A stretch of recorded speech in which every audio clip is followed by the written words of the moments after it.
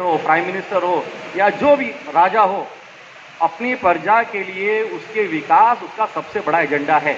उसका report card जो है वो उसका जीडीपी है। और आप अपने कारोबार बढ़ा करके आप इस मुल्क के हेड ऑफ स्टेट का जो है ना उसका मसला उसके कंट्रीब्यूट कर रहे हैं। तो यकीन जानिए बिजनेस में ग्रोथ करते हैं आप, गवर्नमेंट आपको पूरा सपोर्ट करती है। रिफा चैम्बर ऑफ कॉमर्स के जरिए हम जितने भी इवेंट्स करते हैं, गवर्नमेंट के बड़े बड़े अधिकारी, उनकी खुशामद नहीं करनी पड़ती, सिर्फ एक व्हाट्सएप और एसएमएस पर एक कॉल पर वो दौड़े चले आते हैं। वो कहते हैं तो अब हमारा काम था, ये आप कर रहे हैं।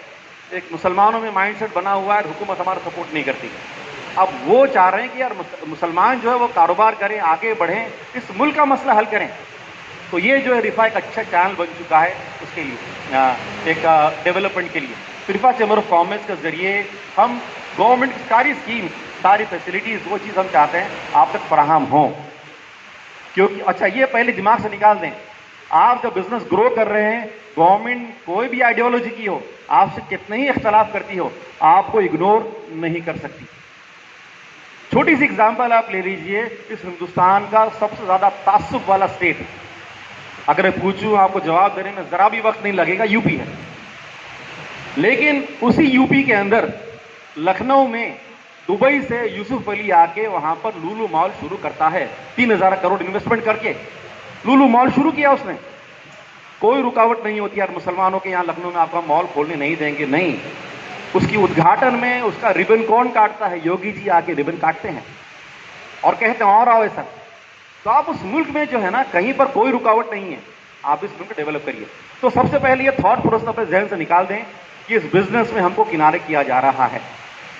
अच्छा, दूसरा ये मैं जरा सा क्लियर करना चाहूंगा कि रिफा चैम्बर ऑफ कॉमर्स के जरिए हम जो बहुत सारी चीज़ें, जो बातें आ चुकी हैं, यूसुफ अली साहब ने बताया कि हमारे मुख्तलिफ शोबे जो हैं यहाँ काम कर रहे हैं, मुख्तलिफ तरह से आपको सपोर्ट करने की कोशिश है। लेकिन बुनियादी तौर पर जो मुझे जो मोटी मोटी चीज़ समझ में आती है, जो स्टार्टअप्स हैं उनका जो एक कॉमन क्वेश्चन ये होता है कि भाई बिजनेस शुरू करना है, सरमाया कहाँ से आएगा, पैसा कहाँ से आएगा। यकीन जानिए जितना बड़ा मसला आपको पैसे का है, उससे कई गुना बड़ा मसला ऐसे लोगों का है जो इन्वेस्टमेंट लेके बैठे हुए हैं। वो कह रहे हैं कि पैसा कहाँ लगाएं, बताओ, ऑप्शंस अवेलेबल नहीं है।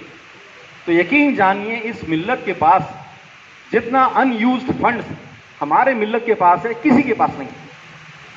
जरा सा मौका मिलता है, अच्छा इस गैप को फिर पूरा करने के लिए कुछ पॉन्जी स्कीम्स बीच में आ जाती है, कुछ प्रॉफिट्स वादा करती हैं।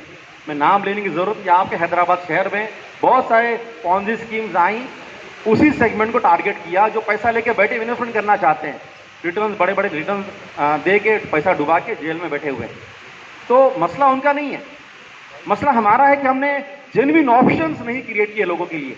रिफा चैम्बर ऑफ कॉमर्स के जरिए आपको मैं बताना चाहता हूं कि पैसा कोई मसला नहीं, इन्वेस्टर्स बैठे हुए हैं। आपको इन्वेस्टमेंट लेने के लिए आपको क्या करना है? अभी हम एक महाराष्ट्र में इन्वेस्टमेंट समिट करने जा रहे हैं, जिनको पैसे की जरूरत है। प्रॉब्लम यह है कि आपको पैसे की जरूरत है लेकिन आपका प्लान नहीं है, आपके पास क्लैरिटी नहीं है पैसा लेने के लिए क्या तकाजे हैं, क्या जरूरियात है, प्रोजेक्ट रिपोर्ट क्या है, उसके एनालिसिस करने के लिए किस तरह से आप इन्वेस्टर को उसका एतमाद हासिल कर सकते हैं, वो तरीका पता नहीं है। उसके लिए इंशाल्लाह हम प्रोग्राम कर रहे हैं। तो मैं ये कह रहा हूं कि पहले अपने जहन से दो तीन चीजें जहन से निकाल दें। एक कि हुकूमत आपको सपोर्ट नहीं करी, आपके खिलाफ है, बिजनेस के लिए कभी कोई रुकावट नहीं है। दूसरा, इस मुल्क की बहुत बड़ा मसला जो है, हम खैर उम्मत हैं, हम इस मुल्क का मसला हम ही हल कर सकते हैं, कोई और नहीं हल कर सकता। इस बात को गाढ़ बांध लीजिए। सिर्फ तालीम हमारे पास है।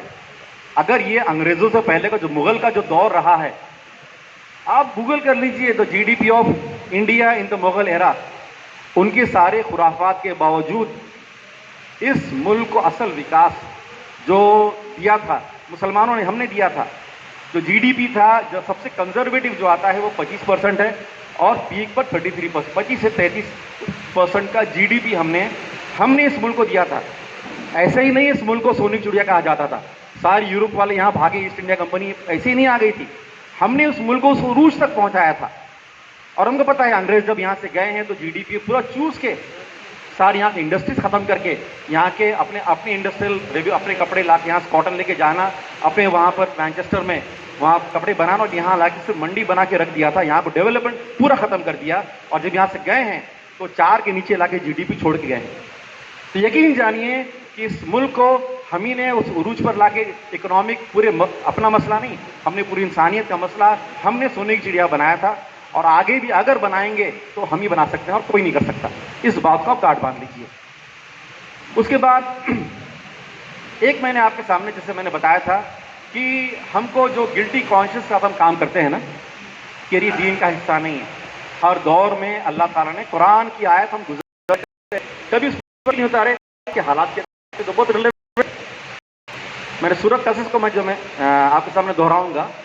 अल्लाह रब्बुल इज़्ज़त सारे वाक़यात में जब पैसे की बात आती है, पैसों वालों का, तो उसका एक रिलेवेंट जो है अल्लाह सूरत कसस आयत नंबर 76 में उस दौर के एक बहुत मालदार शख्स का जिक्र करता है, कारून। हम जानते हैं आयत नंबर 76 में अल्लाह ताला कहता है कि हमने उसको इतने खजाने दिए थे कि उसकी खजाने की चाबियां उठाने के लिए, सिर्फ चाबियां, खजाना नहीं, उनकी चाबियां उठाने के लिए ताकतवर लोगों की बड़ी जमात बमुश्किल चाबियां उठा पाती थी।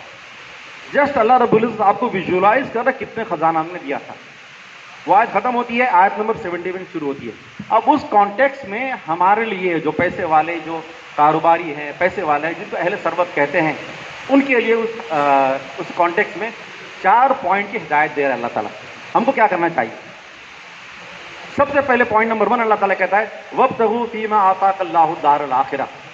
हमने जो किया है आखिरत बनाने की, कि हमने तो पैसा दिया है, आखिरत घर बनाने की फिक्र करने का मतलब ये है कि हम सदका करें, खैरात करें, डोनेशन करें, जिससे अपनी आखिरत को हम घर बना लें। तो पॉइंट नंबर 1 तो बहुत आसान है, हमें हर कोई कम ज़्यादा कर लेता है, उसका मसला नहीं है। मसला जो अगली आयत का अगला हिस्सा है, पॉइंट नंबर 2, अल्लाह रब्बुल इज़्ज़त फरमाता है वला तंसा नसीबका मिनद दुनिया वला तंसा, और मत भूल जाओ, डोंट फॉरगेट नसीबका, तुम्हारा हिस्सा, मिनद दुनिया, इस दुनिया में से। इसमें बाज़ मुफस्सिरीन ने एक कॉन्टेक्स्ट ये किया है कि जब तुम सदका करो, खैरात करो, इतना मत करो कि अपने आप को भूल जाओ, अपना हिस्सा बचा के रखो, अपनी कमाई में से अपना हिस्सा बचा के रखो। उसको अगर ब्रॉड कर दें कि अल्लाह ताला के तो पॉइंट ख़त्म करके और फिर कहता है कि वह अल्लाह, और मत भूल जाओ दुनिया में तुम्हारा हिस्सा है। अब दुनिया में जो हमारा हिस्सा क्या है?